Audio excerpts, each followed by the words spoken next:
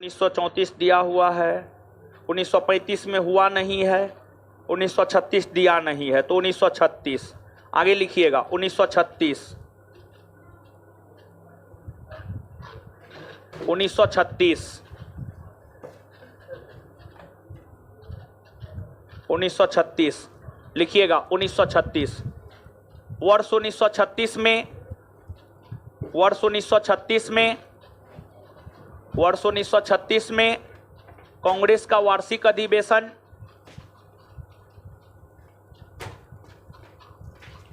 वर्ष 1936 में कांग्रेस का वार्षिक अधिवेशन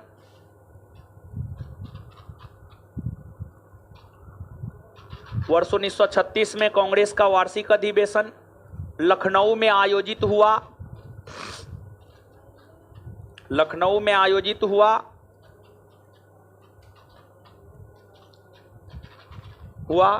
इस अधिवेशन की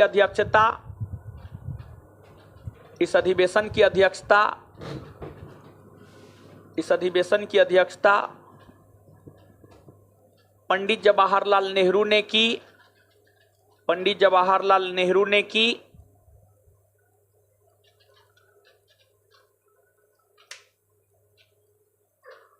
नेहरू ने की।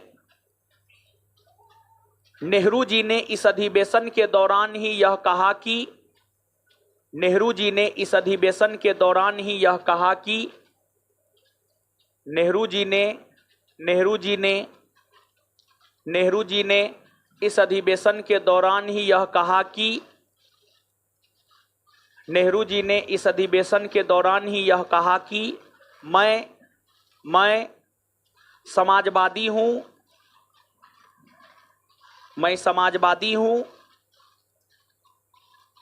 और भारत की हर समस्या का समाधान समाजवाद है। मैं समाजवादी हूं और भारत की हर समस्या का समाधान समाजवाद है। भारत की हर समस्या का समाधान समाजवाद है। समाजवाद है। समाजवाद है। चलिए 1937 है, 38 है, 39 है। ठीक है, नोट देकर के एक पॉइंट लिखिएगा। वर्ष 1930 नोट देकर के एक पॉइंट लिखिएगा। वर्ष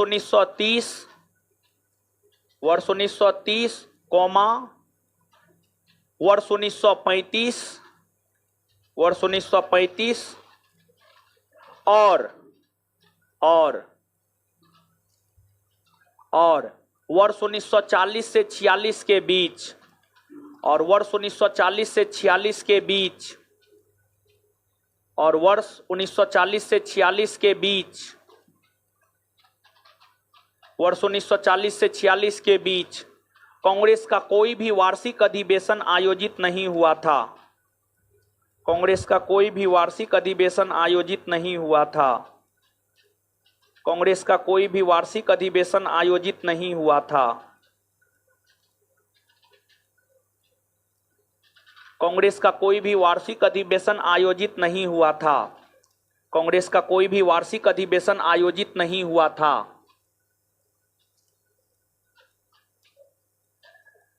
एक और पॉइंट लिखिए।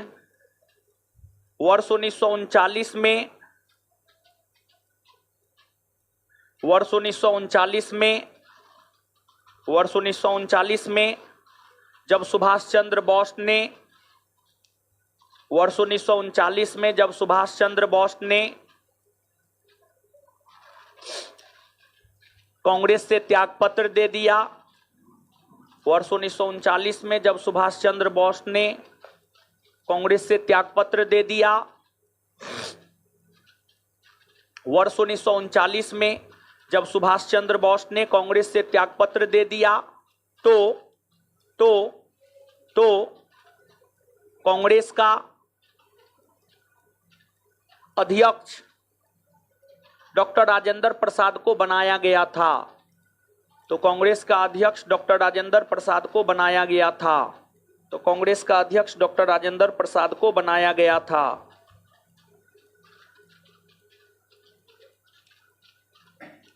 चलिए, हो गया, यहां तक हो गया। यहां तक बताए थे यहां तक लिखा भी दिए हैं, जो भी बात आपके नोट में नहीं था, जो महत्वपूर्ण था। अब यहां से आगे आ जाते हैं।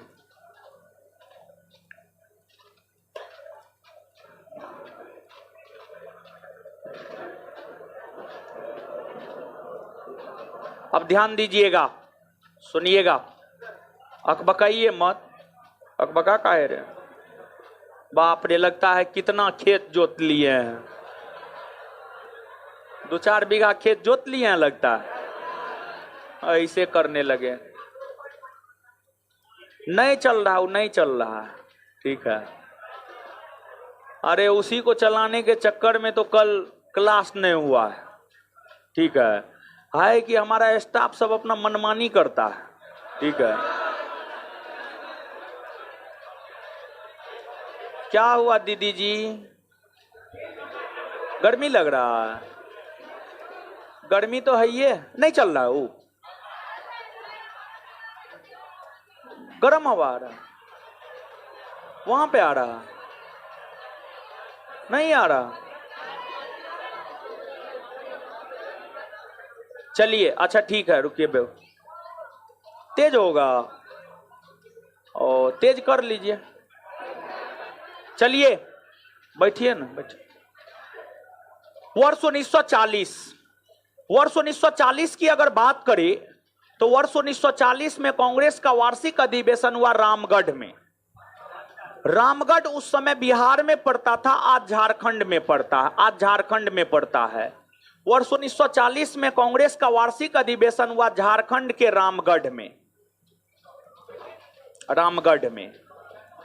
वर्ष 1940 में जो झारखंड के रामगढ़ में कांग्रेस का वार्षिक अधिवेशन हुआ, इस वार्षिक अधिवेशन का अध्यक्ष मौलाना अबुल कलाम आजाद को बनाया गया है। इधर उधर मत कीजिए, यहां पे आइए न, सुनिए न भर। अरे इधर उधर मत कीजिए, आप लोग आइए, सुनिए, समझिए। वर्ष 1940 में कांग्रेस का वार्षिक अधिवेशन झारखंड के रामगढ़ में हुआ, और झारखंड के रामगढ़ में जो कांग्रेस का वार्षिक अधिवेशन हुआ, इस अधिवेशन का अध्यक्ष बनाया गया मौलाना अबुल कलाम आजाद को, मौलाना अबुल कलाम आजाद।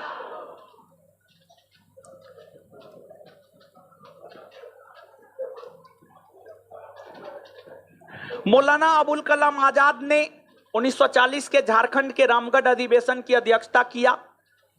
और देखिए 1940 में वार्षिक अधिवेशन होने के बाद 1941, 42, 43, 44, 45 में कांग्रेस का कोई वार्षिक अधिवेशन नहीं हुआ, क्योंकि इस समय द्वितीय विश्व युद्ध हो रहे थे। द्वितीय विश्व युद्ध 1939 से 1945 के बीच चला है।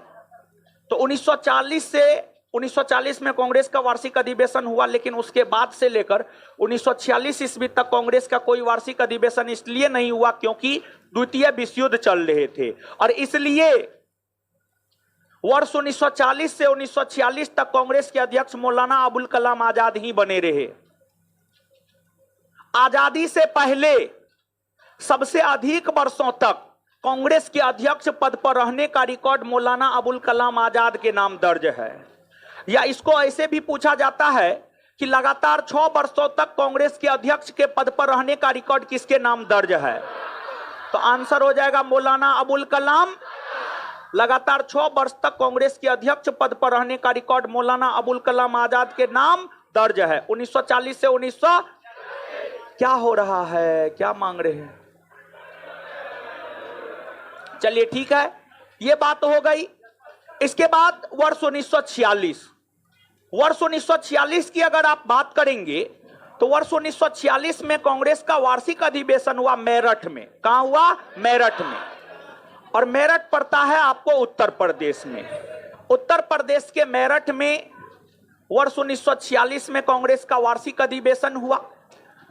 उत्तर प्रदेश के मेरठ में जो वर्ष 1946 में कांग्रेस का वार्षिक अधिवेशन हुआ, इस अधिवेशन का अध्यक्ष बनाया गया जेबी कृपलानी को। जेबी कृपलानी, जेबी कृपलानी को। और देखिए जेबी कृपलानी वर्ष 1946 से लेकर दिसंबर 1947 ईस्वी तक कांग्रेस के अध्यक्ष रहे हैं। गौर से सुनिएगा इस बात को। जेबी कृपलानी वर्ष 1946 से दिसंबर 1947 तक कांग्रेस के अध्यक्ष रहे हैं। इस बीच में ही अगस्त 1947 आता है और अगस्त 1947 को देश को आजादी मिला। अगस्त 1947 को देश को आजादी मिला, अर्थात जब देश आजाद हुआ था तो उस समय कांग्रेस के अध्यक्ष थे जे.बी. कृपलानी और हमें आजादी 15 अगस्त 1947 को मिली। लेकिन 15 अगस्त 1947 के ठीक एक दिन पहले 14 अगस्त 1947 को भारत का विभाजन हुआ और पाकिस्तान का निर्माण हुआ। और जब भारत का विभाजन हुआ था उस समय में भी कांग्रेस के अध्यक्ष जे.बी. कृपलानी ही थे। देखिए, दोनों प्रकार के प्रश्न आपसे पूछे जाते हैं और पूछे गए हैं। एक प्रश्न यह पूछा गया है, जब भारत को आजादी मिली थी तो कांग्रेस के अध्यक्ष कौन थे? तो आंसर हो जाएगा जे.बी. कृपलानी। एक प्रश्न अब यह भी पूछा गया है कि जब भारत का विभाजन हुआ था तब कांग्रेस के अध्यक्ष कौन थे? तो भारत का विभाजन हुआ है 14 अगस्त 1947। तो 14 अगस्त 1947 के समय में भी कांग्रेस के अध्यक्ष थे जे.बी. कृपलानी। अब देखिए, दिसंबर 1947 में कांग्रेस का विशेष अधिवेशन दिल्ली में बुलाया गया। दिसंबर 1947 में कांग्रेस का विशेष अधिवेशन दिल्ली में बुलाया गया और दिसंबर 1947 में जो कांग्रेस का विशेष अधिवेशन दिल्ली में बुलाया गया, इस विशेष अधिवेशन का अध्यक्ष डॉक्टर राजेंद्र प्रसाद बने थे। डॉक्टर राजेंद्र प्रसाद बने थे। इसके बाद वर्ष 1948 की अगर आप बात करेंगे तो वर्ष 1948 में कांग्रेस का वार्षिक अधिवेशन हुआ था जयपुर में। वर्ष 1948 में कांग्रेस का वार्षिक अधिवेशन हुआ जयपुर में और 1948 में जो कांग्रेस का वार्षिक अधिवेशन जयपुर में हुआ था, इस जयपुर में हो रहे कांग्रेस के वार्षिक अधिवेशन की अध्यक्षता किया था पट्टाभी सीतारमैया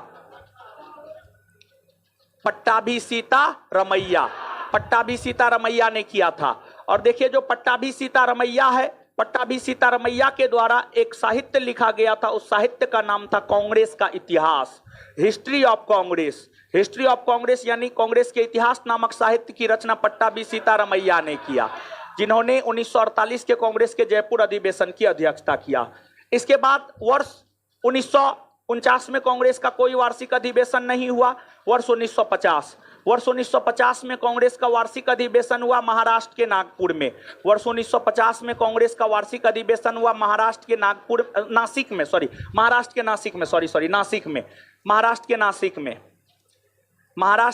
में। वर्ष 1950 में जो कांग्रेस का वार्षिक अधिवेशन हुआ, इस वार्षिक अधिवेशन की अध्यक्षता पुरुषोत्तम दास टंडन ने किया था। पुरुषोत्तम दास टंडन ने कांग्रेस के 1950 के नासिक अधिवेशन की जो है आपको अध्यक्षता की है। तो ये सब बात भी जो है आप याद रख लीजिएगा। और इसके बाद देखिए, अब 1950 के बाद पंडित नेहरू कांग्रेस के अध्यक्ष रहे हैं, इंदिरा गांधी कांग्रेस की अध्यक्ष रही है, राजीव गांधी कांग्रेस के अध्यक्ष रहे हैं, सोनिया गांधी कांग्रेस की अध्यक्ष रही है, राहुल गांधी कांग्रेस के अध्यक्ष रहे हैं और वर्तमान में कांग्रेस के अध्यक्ष है मल्लिकार्जुन खड़गे। वर्तमान में कांग्रेस के अध्यक्ष मल्लिकार्जुन खड़गे है। समझ गए? तो ये बात है। नोट में जब आप देखेंगे तो वर्तमान में कांग्रेस का अध्यक्ष राहुल गांधी है लिखा हुआ है, उसको काट करके कर लीजिए मल्लिकार्जुन खड़गे। वर्तमान में कांग्रेस के अध्यक्ष श्री राहुल गांधी के स्थान पर काट करके कर लीजिए श्री मल्लिकार्जुन खड़गे कर लीजिए।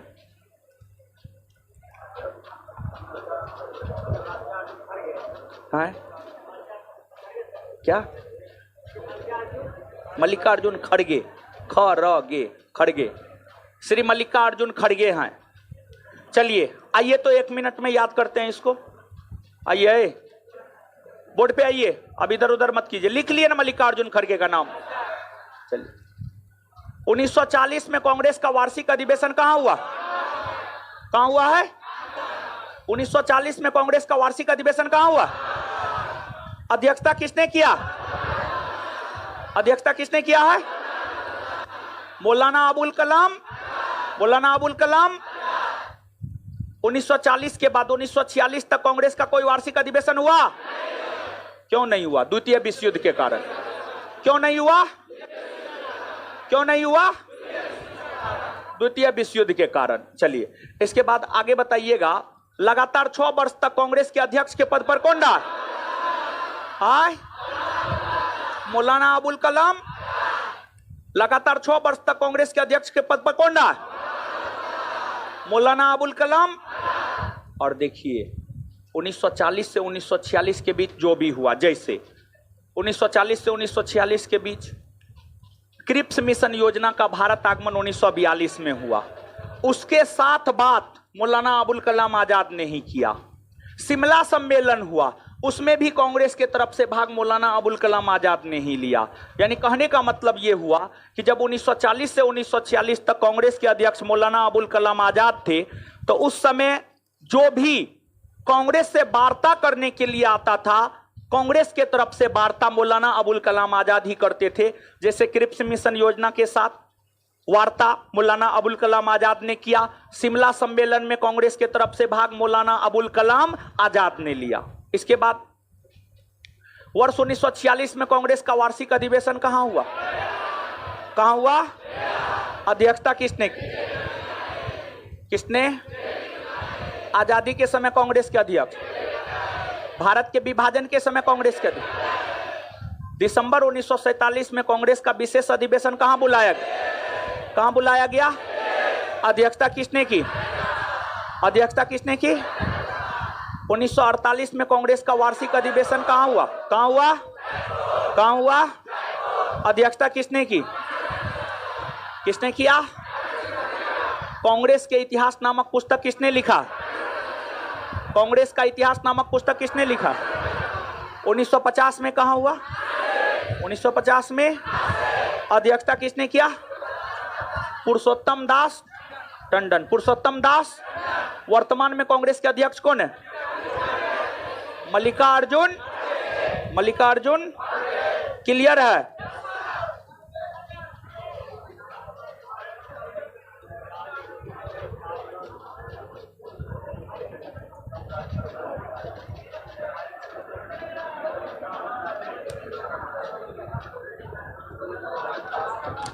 चलिए आगे एक पॉइंट लिखिएगा।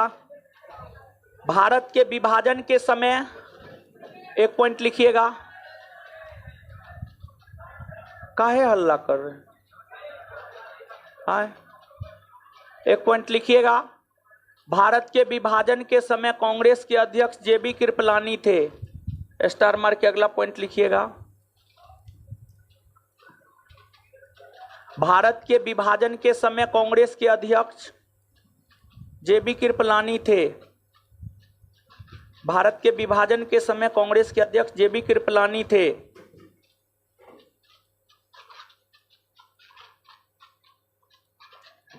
भारत के विभाजन के समय कांग्रेस के अध्यक्ष जेबी कृपलानी थे। भारत के विभाजन के समय कांग्रेस के अध्यक्ष जेबी कृपलानी थे। नेक्स्ट पॉइंट,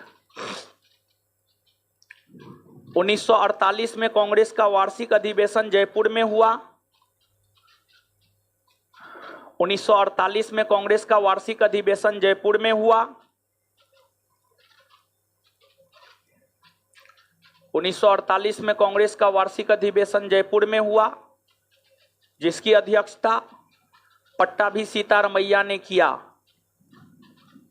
1948 में कांग्रेस का वार्षिक अधिवेशन जयपुर में हुआ, जिसकी अध्यक्षता पट्टाभी सीतारमैया ने किया। जिसकी अध्यक्षता पट्टाभी सीतारमैया ने किया। पट्टाभी सीतारमैया ने किया। इन्होंने कांग्रेस के इतिहास नामक पुस्तक की भी रचना किया है। उसी लाइन में कंटिन्यू, इन्होंने कांग्रेस के इतिहास नामक पुस्तक की भी रचना किया है। इन्होंने कांग्रेस के इतिहास नामक पुस्तक की भी रचना किया है। इन्होंने कांग्रेस के इतिहास नामक पुस्तक की भी रचना किया है। इन्होंने कांग्रेस के इतिहास नामक पुस्तक की भी रचना किया है। चलिए आगे, वर्ष 1950 में, नेक्स्ट पॉइंट, वर्ष 1950 में कांग्रेस का वार्षिक अधिवेशन नासिक में हुआ। वर्ष 1950 में कांग्रेस का वार्षिक अधिवेशन नासिक में हुआ। वर्ष 1950 में कांग्रेस का वार्षिक अधिवेशन नासिक में हुआ, जिसकी अध्यक्षता पुरुषोत्तम दास टंडन ने किया है। जिसकी अध्यक्षता पुरुषोत्तम दास टंडन ने किया है। जिसकी अध्यक्षता पुरुषोत्तम दास टंडन ने किया है, जिसकी अध्यक्षता पुरुषोत्तम दास टंडन ने किया है। वर्ष 1950 में कांग्रेस का वार्षिक अधिवेशन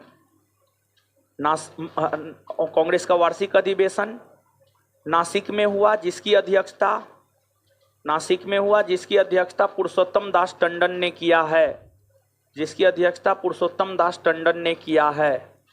चलिए फुल स्टॉप। देखिए ध्यान दीजिएगा अब आप थोड़ा सा, ये तो कांग्रेस के वार्षिक अधिवेशन के विषय में हो गया, कांग्रेस के वार्षिक अधिवेशन के विषय में हो गया। अब जो है हम लोगों को कांग्रेस के विषय में कुछ चीज को और जानना है। देखिए कांग्रेस को लेकर अंग्रेजों ने, भारतीय राजनेताओं ने अलग अलग स्टेटमेंट दिया है। कांग्रेस को लेकर जो अंग्रेजों ने और भारतीय राजनेताओं ने अलग अलग स्टेटमेंट दिया है, किसने क्या कहा है उसको समझना है, क्यों कहा है उसको भी समझना है, और साथ ही साथ चीजों को याद भी रखना है। देखिए अब थोड़ा आप गौर कीजिएगा। कांग्रेस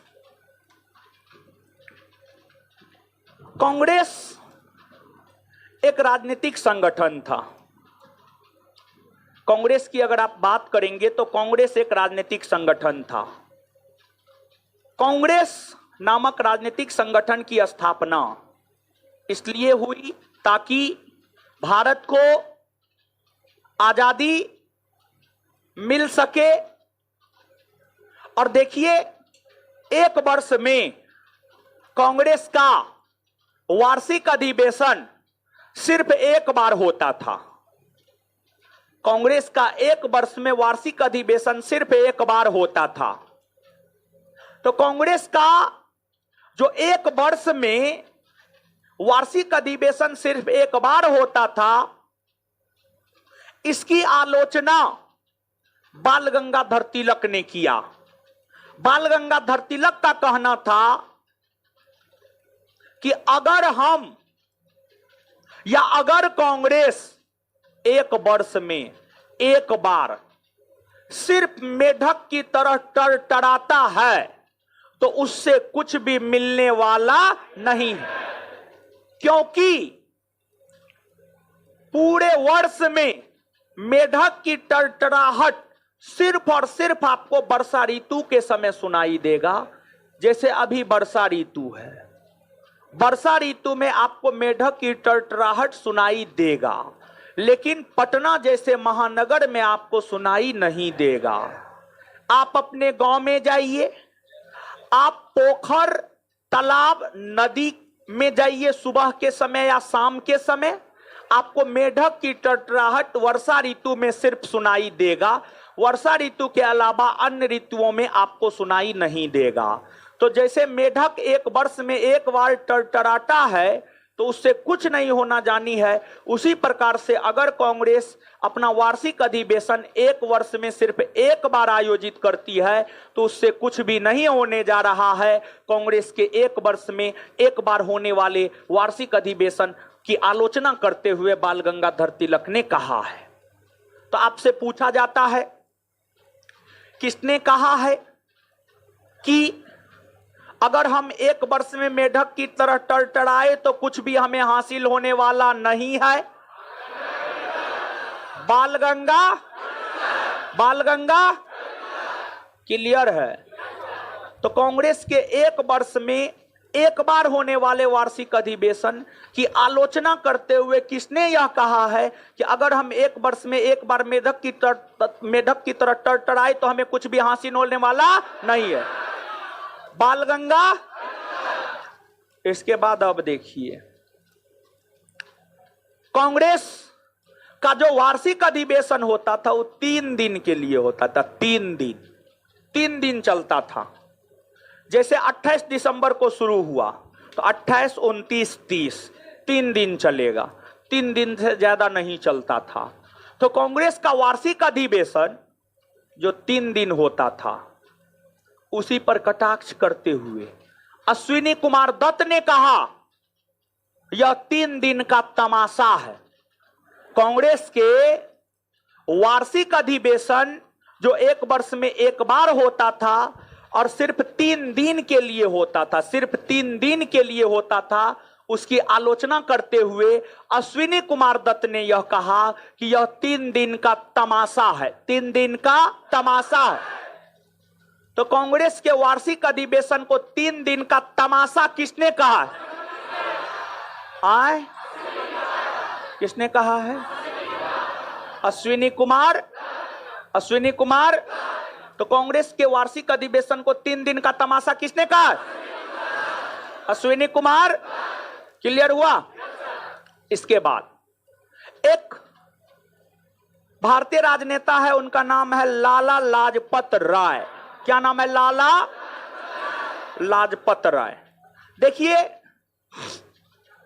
जो आपको लाला लाजपत राय हुए, लाला लाजपत राय ने क्या कहा? देखिए, जो कांग्रेस था ना, कांग्रेस था ना, कांग्रेस का शुरुआती वर्षों में जो वार्षिक अधिवेशन होता था उसमें सिर्फ शिक्षित लोग भाग लेते थे। शिक्षित, जो डॉक्टर है, इंजीनियर है, वकील है, प्रोफेसर है, टीचर है, वो सब कांग्रेस के वार्षिक अधिवेशन में भाग लेता था। हर कोई कांग्रेस के वार्षिक अधिवेशन में भाग नहीं ले सकता था। तो कांग्रेस शुरुआती वर्षों में सिर्फ शिक्षित भारतीयों तक सीमित था। कांग्रेस के सदस्य सिर्फ शहर के लोग ही बन सकते थे और शिक्षित लोग ही बन सकते थे। जो डॉक्टर, वकील, प्रोफेसर, इंजीनियर थे वही कांग्रेस के सदस्य बन सकते थे, दूसरा कोई कांग्रेस के सदस्य नहीं बन सकते थे। लेकिन जब कांग्रेस में गांधी जी की पकड़ मजबूत हुई तो गांधी जी ने कहा कि सिर्फ शिक्षित लोग ही कांग्रेस के सदस्य नहीं रहेंगे, बल्कि जो शिक्षित नहीं भी है वो भी कांग्रेस का सदस्य बन सकता है। और गांधी जी के कांग्रेस में शामिल होने के बाद गांधी जी के द्वारा जब यह घोषणा की गई कि कोई भी व्यक्ति कांग्रेस का सदस्य बन सकता है, तो फिर कांग्रेस का कारवां काफी ज्यादा बढ़ गया। तो शुरुआती वर्षों में जो सिर्फ शिक्षित वर्ग के लोग कांग्रेस में शामिल हुए, वार्षिक अधिवेशन में भाग लिए, उसी की आलोचना करते हुए लाला लाजपत राय ने यह कहा कि कांग्रेस का जो वार्षिक सम्मेलन होता है यह शिक्षित भारतीयों के राष्ट्रीय मेले के समान है। मतलब कांग्रेस का वार्षिक सम्मेलन एगो राष्ट्रीय मेला है जिसमें सभी शिक्षित भारतीय लोग शामिल होते हैं। तो आपसे पूछा जा सकता है कि कांग्रेस की आलोचना करते हुए, कांग्रेस के वार्षिक अधिवेशन की आलोचना करते हुए, कांग्रेस के वार्षिक अधिवेशन की आलोचना करते हुए किसने यह कहा है कि यह शिक्षित भारतीयों के राष्ट्रीय मेले के समान है? लाला याद हुआ? पीछे क्या हो रहा है? कंधा पर हाथ दे के दोस्ती फरिया रहा है। हाथ तो हम काट लेंगे, समझे? तो एक बार बताइए तो, कांग्रेस के वार्षिक अधिवेशन की आलोचना करते हुए किसने कहा कि मेढक की तरह वर्ष में एक बार टरटराए आए? बालगंगा। 3 दिन का तमाशा, शिक्षित भारतीयों का राष्ट्रीय मेला, लाला। इसके बाद अब आगे सुनिएगा। इसके बाद एक विद्वान हुए बंकिम चंद्र चटर्जी। बंकिम चंद्र, जो बंकिम चंद्र चटर्जी है, बहुत बड़े साहित्यकार थे अपने समय के। उन्होंने कांग्रेस के लोगों को समझा और बंकिम चंद्र चटर्जी ने यह देखा कि कांग्रेस के लोग तो पद के लिए मर रहा है, यानी कांग्रेस के लोग को पद चाहिए, पद। तो उसी संदर्भ में बंकिम चंद्र चटर्जी ने यह कहा कि कांग्रेस के लोग पदों के भूखे राजनीतिज्ञ हैं, कांग्रेस के लोग पदों के भूखे राजनीतिज्ञ हैं। इसके बाद एक आपको अरविंद घोष हुए। अरविंद घोष ने कहा कि कांग्रेस क्षय रोग से मरने वाली है, कांग्रेस क्षय रोग से मरने वाली है। उसके बाद एगो बिपिन चंद्र पाल हुए। बिपिन चंद्र पाल ने कांग्रेस को याचना संस्था की संज्ञा दी, याचना संस्था। देखिए ध्यान दीजिएगा, बिपिन चंद्र पाल ने कांग्रेस को याचना संस्था की संज्ञा क्यों दी? तो बिपिन चंद्र पाल ने कांग्रेस को याचना संस्था की संज्ञा इसलिए दिया। क्या हो रहा है दीदी जी लोग? सुनिए, समझिए, जो समझा रहे हैं तो मुंह तोड़ देंगे हम, ठीक है। बिपिन चंद्र पाल ने कांग्रेस को याचना संस्था की संज्ञा क्यों दी? देखिए, बिपिन चंद्र पाल ने कांग्रेस को याचना संस्था की संज्ञा इसलिए दिया क्योंकि कांग्रेस की स्थापना हुई। कांग्रेस अपनी मांग जो ब्रिटिशों के समक्ष रखता था, प्रार्थना करता था, अनुनय विनय करता था, रिक्वेस्ट करता था। यानी कांग्रेस कहता था अंग्रेज को, जैसे मान लिया जाए कि ये अंग्रेज है, ठीक है, और हम कांग्रेस है, ठीक है, तो हम कांग्रेस हैं, तो कांग्रेस शुरुआती वर्षों में अंग्रेज से कैसे मांग मनवाता था? देखिए, मान न लीजिए, आपका गोर पकड़ते हैं, मान न लीजिए, ठीक है। यानी हाथ गोर पकड़ करके अपनी मांग को मनवाता था, समझे? तो इसलिए कांग्रेस को बिपिन चंद्र पाल ने याचना संस्था कहा है। क्या कहा है? और इसके बाद अरविंद घोष कांग्रेस को क्यों कहा कि क्षय रोग से मरने वाला है? देखिए, अरविंद घोष कांग्रेस को लेकर के इसलिए कहा क्षय रोग से मरने वाला है क्योंकि कांग्रेस का स्थापना हुआ था भारत को आजादी दिलाने के उद्देश्य से, लेकिन कांग्रेस बीच में कमजोर पड़ गया था। देखिए, क्षय रोग यानी टीबी, जब किसी को टीबी होता है शरीर कमजोर हो जाता है, शरीर गलने लगता है, और अगर उसका सही से इलाज नहीं करवाइएगा तो फिर आपका ओम नमः स्वाहा, समझ गए? और टीबी बीमारी में होता है कि आपका कोर्स 6 महीना का है तो 6 महीना लगातार करना है। अगर मान लिया जाए कि आप दवाई लेना शुरू किए, 2 महीना के बाद छोड़ दिए, तो फिर से लेना शुरू किए तो फिर से 6 माह आपको खाना होगा। टीबी बीमारी में होता है ऐसा, समझ गए? तो कांग्रेस की स्थापना हुई। कांग्रेस शुरुआती वर्षों में तो ठीक ठाक काम किया, लेकिन बाद में जाकर जो है कांग्रेस कमजोर पड़ने लगा, और जब कांग्रेस कमजोर पड़ने लगा तो फिर कांग्रेस की आलोचना करते हुए अरविंद घोष ने कहा कांग्रेस क्षय रोग से मरने ही वाली है। याद हुआ कुछ? अब ध्यान से सुनिएगा, अकबका के जवाब मत दीजिएगा। कांग्रेस के लोग पदों के भूखे राजनीतिज्ञ किसने कहा? बंकिम चंद्र चटर्जी। बंकिम चंद्र। कांग्रेस के लोग पदों के भूखे राजनीतिज्ञ किसने कहा? आए कांग्रेस के लोग पदों के भूखे राजनीतिज्ञ किसने कहा? आए कांग्रेस के लोग पदों के भूखे राजनीतिज्ञ किसने कहा? कांग्रेस को याचना संस्था की संज्ञा किसने दिया? बिपिन चंद्र पाल। बिपिन चंद्र। कांग्रेस को याचना संस्था की संज्ञा किसने दी? कांग्रेस को याचना संस्था की संज्ञा किसने दिया? बिपिन चंद्र। कांग्रेस क्षय रोग से मरने वाली है किसने कहा? अरविंद। कांग्रेस क्षय रोग से मरने वाली है किसने कहा? कांग्रेस क्षय रोग से मरने वाली है किसने? अरविंद।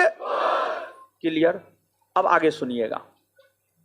अब देखिए, ये तो भारतीय राजनेताओं ने कांग्रेस के ऊपर कटाक्ष किया, फिर अंग्रेजों ने भी कांग्रेस पर कटाक्ष किया। जैसे एगो था कर्जन, एगो था डफरीन, इन लोगों ने कांग्रेस पर कटाक्ष किया। देखिए, आप सब लोग जानते हैं कांग्रेस की स्थापना 1885 में ए.ओ. ह्यूम ने किया था, हाँ या ना? उस समय भारतीय वायसराय कौन था?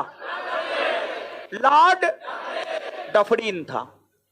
शुरुआती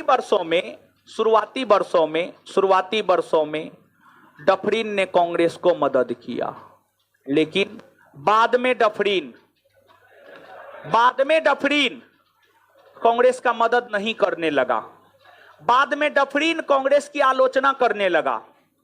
डफरीन ने यह कहकर कांग्रेस का मजाक उड़ाया कि कांग्रेस सूक्ष्म जनसंख्या या अल्प जनसंख्या या कम जनसंख्या का प्रतिनिधित्व करने वाला संगठन है, यह भारत की पूरी जनसंख्या का प्रतिनिधित्व करने वाला संगठन नहीं है, बल्कि यह भारत की अल्प जनसंख्या का प्रतिनिधित्व करने वाला संगठन है। यह बात लॉर्ड डफरीन ने कहा। तो आपसे पूछा जाएगा, कांग्रेस को सूक्ष्मदर्शी जनसंख्या का प्रतिनिधित्व करने वाला संगठन कहकर कांग्रेस का मजाक किसने उड़ाया? Lord Dufferin. कांग्रेस को अल्प जनसंख्या, सूक्ष्मदर्शी जनसंख्या कहकर कांग्रेस का मजाक किसने उड़ाया? लॉर्ड डफरीन ने। इसके बाद एक भारतीय वायसराय हुए कर्जन। लॉर्ड कर्जन ने कहा, कांग्रेस की महल भरभरा कर गिरने वाली है, हमारी इच्छा है कि हम उसकी मृत्यु में साथ दे सके। कांग्रेस की महल भरभरा कर गिरने वाली है और हमारी इच्छा है कि हम उसकी मृत्यु में साथ दे सके। ऐसा कर्जन ने क्यों कहा? देखिए, 1905 ईस्वी आते आते कांग्रेस में दो गुट बन चुका था, लेकिन स्पष्ट तौर पर 1905 में कांग्रेस विभाजित नहीं हुआ था, लेकिन कांग्रेस में गुट बन चुका था, एगो गरम दल एगो नरम दल। तो कर्जन देखा कांग्रेस तो दो गुट हो ही गया, अब इसका विनाश होने से कोई इसको बचा सकता है? कोई नहीं बचा सकता है। तो कांग्रेस में जो दो गुट बन गया था, गरम दल और नरम दल, उसी को देखना नहीं है ने अब कांग्रेस से।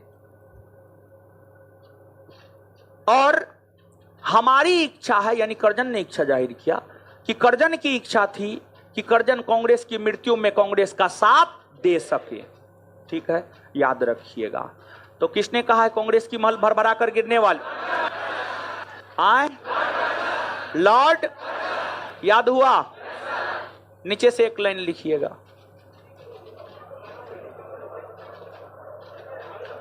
अरविंद घोष ने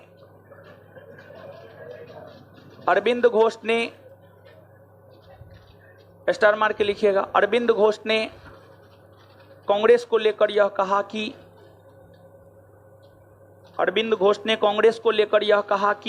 कांग्रेस क्षय रोग से मरने वाली है।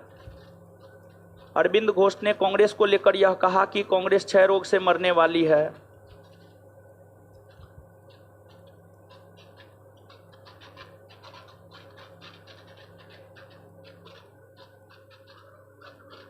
अरविंद घोष ने कांग्रेस को लेकर यह कहा कि कांग्रेस क्षय रोग से मरने वाली है। अरविंद घोष ने कांग्रेस को लेकर यह कहा कि कांग्रेस क्षय रोग से मरने वाली है। चलिए, बाद बाकी स्टेटमेंट आपके नोट में है। ठीक है, अब आगे सुनिए। सुन रहे हैं? देखिए, आपको जो है स्वराज, ध्यान से सुनिएगा। स्वराज, पेन उठाइए। स्वराज,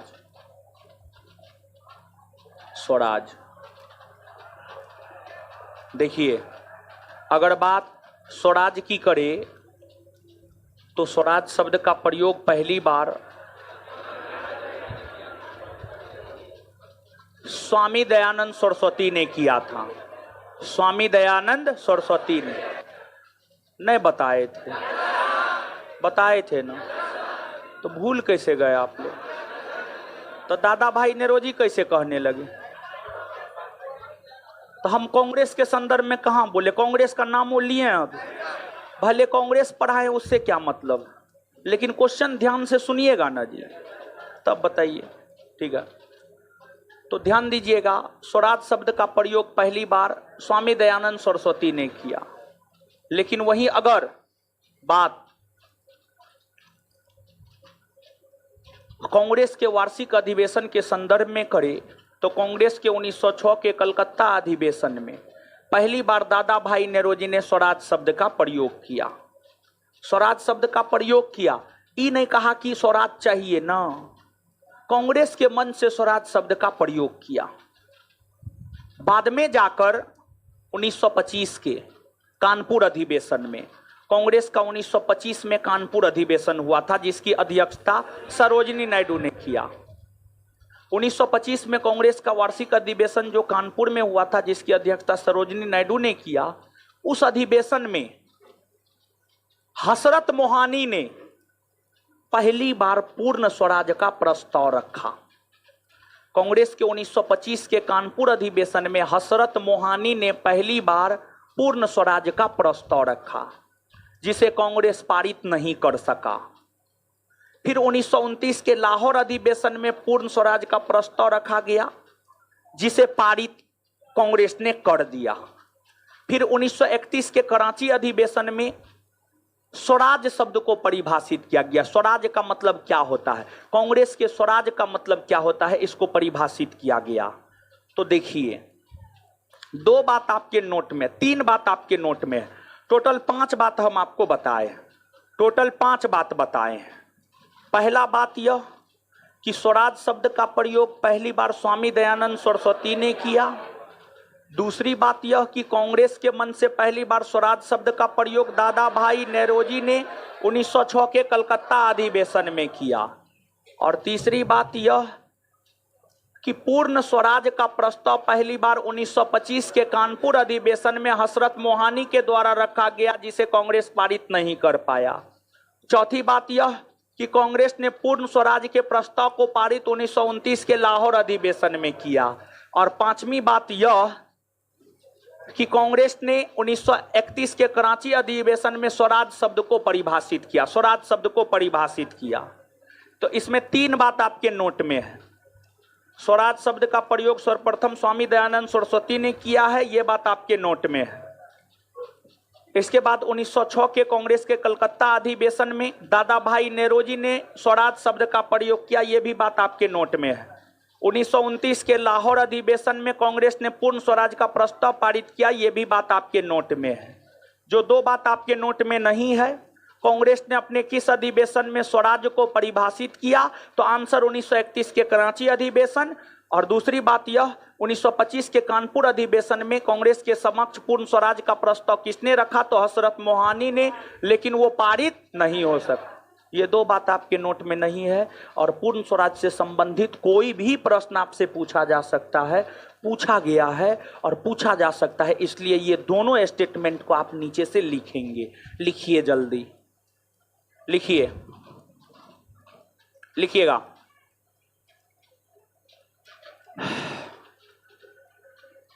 कांग्रेस के 1925 के कानपुर अधिवेशन में,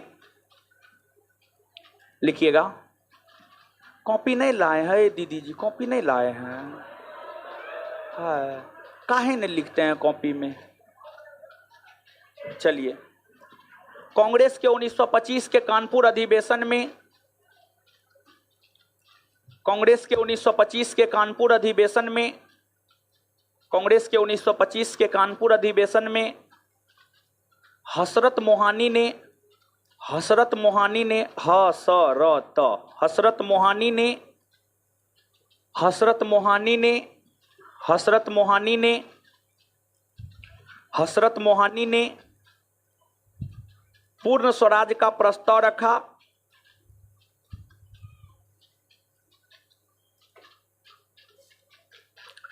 हसरत मोहानी ने पूर्ण स्वराज का प्रस्ताव रखा,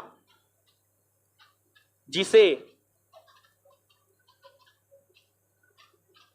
कांग्रेस पारित नहीं कर सका। जिसे कांग्रेस पारित नहीं कर सका, जिसे कांग्रेस पारित नहीं कर सका, जिसे कांग्रेस पारित नहीं कर सका। Full stop. आगे लिखिएगा।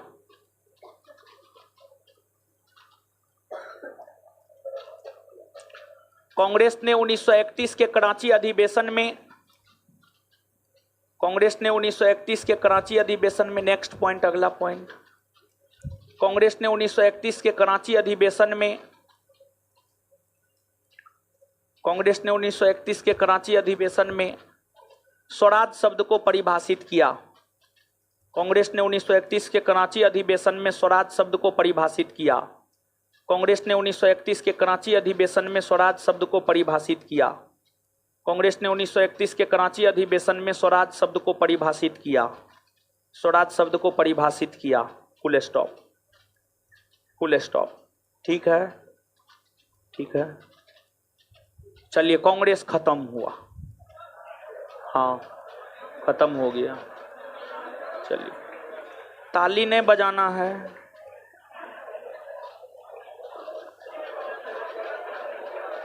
बजा लीजिए।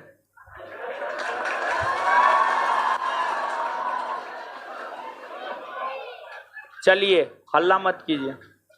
अब देखिए, कांग्रेस के गरम दल नरम दल को हम पढ़ेंगे, लेकिन लेकिन लेकिन क्या, लेकिन टाइम नहीं है, नहीं, बल्कि अभी तक जितना पढ़ाए हैं, जितना पढ़ाए हैं, याद है उतना? याद है? एक बार रिवीजन करवा दे, क्वेश्चन पूछे। चलिए, बताइए। 1857 के विद्रोह के समय ब्रिटेन के प्रधानमंत्री लॉर्ड, भारतीय गवर्नर जनरल लॉर्ड, किसने यह कहा, यह सुनियोजित ढंग से किया गया प्रथम स्वतंत्रता संग्राम था? बीडी, यह ना तो राष्ट्रीय, ना प्रथम, ना स्वतंत्रता संग्राम था। आरसी, 1857 के विद्रोह के सरकारी इतिहासकार। एसएन, यह एक राष्ट्रीय विद्रोह था। किसने कहा? किसने? डिजरायली लेना। 1857 के विद्रोह का तत्कालिक कारण क्या था? चर्बी युक्त कारतूस वाले एनफील्ड राइफल का शामिल किया जाना। 1857 के विद्रोह की शुरुआत कब से हुई है? 10 मई 1800। कहां से हुई है? कहां से हुई है? कानपुर से नेतृत्व किसने किया? कानपुर, लखनऊ, बेगम, दिल्ली, दिल्ली, बिहार, वीर कुंवर, झांसी, झांसी। चलिए, 1857 के विद्रोह के बाद सेना के पुनर्गठन हेतु कौन आयोग गठित हुआ? पील, ब्रह्म समाज के संस्थापक, सुधार आंदोलन का पिता। सती प्रथा का अंत किसने किया? भारत में थियोसोफिकल सोसाइटी को लोकप्रिय किसने बनाई? एनी। आर्य समाज की स्थापना कब हुई है? 1800। प्रत्यार्थ प्रकाश किसकी रचना है? स्वामी दयानंद। किस शहर में 1893 में विश्व धर्म सम्मेलन आयोजित हुआ? अमेरिका के शिकागो। गुलामगिरी किसकी रचना है? ज्योतिबा। अलीगढ़ आंदोलन किसके नेतृत्व में चला है? सर सैयद अहमद खान। सर सैयद अहमदिया आंदोलन, मिर्जा गुलाम अहमद, मिर्जा गुलाम देवबंद आंदोलन, मोहम्मद कासिम ननोतबी और सैयद अहमद गंगोही। कांग्रेस की स्थापना कब हुई है?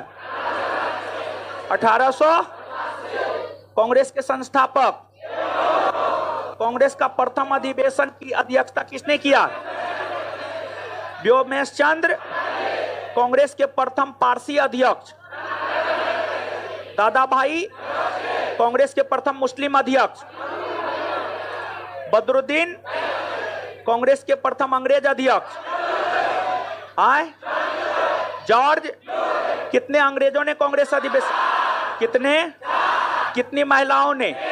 कितनी महिलाओं ने? कांग्रेस की प्रथम महिला अध्यक्ष? आए? एनी? प्रथम भारतीय महिला अध्यक्ष? सरोजनी? कांग्रेस के मन से स्वराज शब्द का प्रयोग कब हुआ है? 1906। 1900 कांग्रेस में पहली बार फूट कब पड़ी है? 1900 कांग्रेस के किस अधिवेशन में पहली बार राष्ट्रगीत वंदे मातरम गाया गया? 1896। जनगण मन? 1900। बिहार में कब कब कांग्रेस का वार्षिक अधिवेशन? 1912 और 1922। इसके बाद कांग्रेस का पहला विशेष अधिवेशन कब आयोजित हुआ? 1918। 1900। लाल बाल पाल में से किसने कांग्रेस अधिवेशन के लाला? कांग्रेस के सबसे युवा अध्यक्ष? मौलाना अबुल कलाम। लगातार 6 वर्षों तक कांग्रेस के अध्यक्ष के पद पर कौन रहे?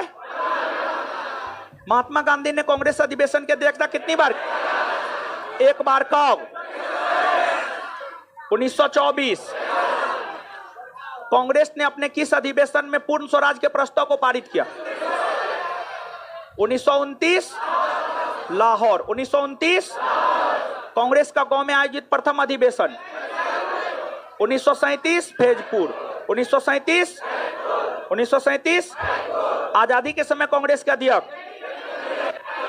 जेबी। कांग्रेस अल्प जनसंख्या का प्रतिनिधित्व करने वाली संगठन है? लॉर्ड। कांग्रेस की मल भरभरा कर गिरने वाली है? आए? कांग्रेस के लोग पदों के भूखे राजनीतिज्ञ है? बंकिम चंद्र? एक बार में 1 वर्ष मेढक की तरह टरटराए तो कुछ भी। शिक्षित भारतीयों के राष्ट्रीय मेले की संज्ञा? लाला। 3 दिन का तमाशा? अश्विनी कुमार। कांग्रेस को याचना संस्था किसने कहा? कांग्रेस के संदर्भ में सेफ्टी बल्ब सिद्धांत किसने दिया? लाला लाजपत। चलिए अब इससे आगे जो है हम लोग अगले क्लास में बढ़ेंगे।